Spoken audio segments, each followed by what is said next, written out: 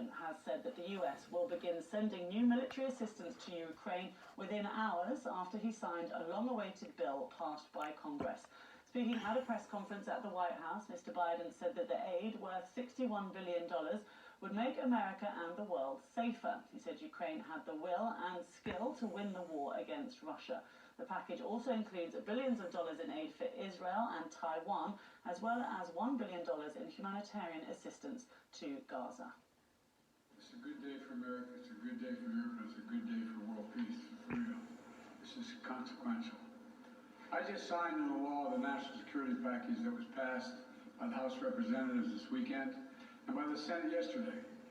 It's going to make America safer, it's going to make the world safer, and it continues America's leadership in the world, and everyone knows it. It gives vital support to America's partners, and so they can defend themselves against threats to their sovereignty and to the lives and freedom of their citizens.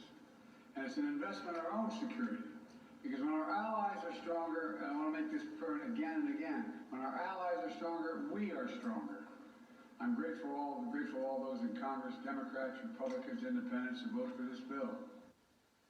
Well, North America correspondent Will Grant joins us now from Washington. It's been a long time coming, this. Ukraine has been waiting for it for a long time in particular. Just to talk us through how this is going to work. He's saying that some of the aid will be arriving in Ukraine within days.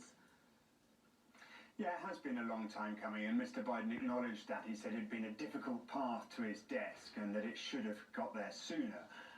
But obviously he was also very thankful to the members of Congress and the Senate who made it possible.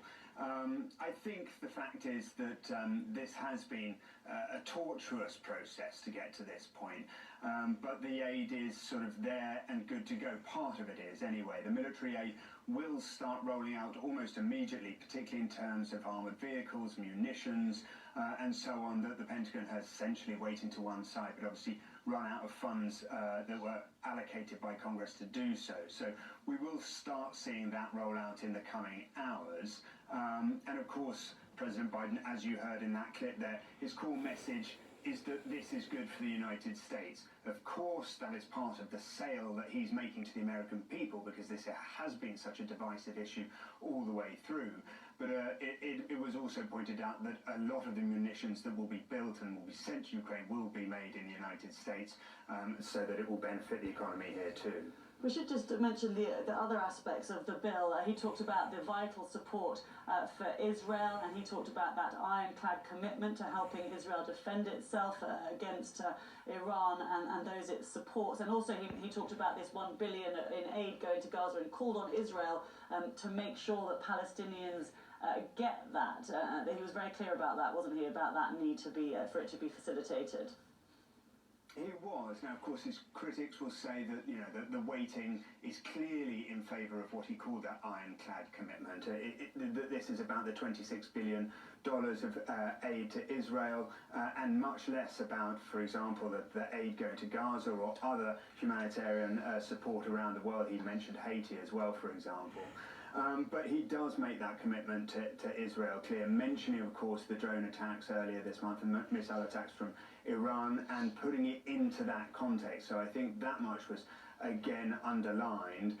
But you're right. I think the humanitarian assistance is important for him, particularly to the left wing of his party, to make sure that that $1 billion was made clear, and the urging of Israel to make it possible for that aid to get into Gaza. That was noteworthy too in his speech. So yeah, touching on all of the difficulties within this bill, some of the hardest issues on his desk at the moment, I would say. Okay, thank you very much, Will Grant.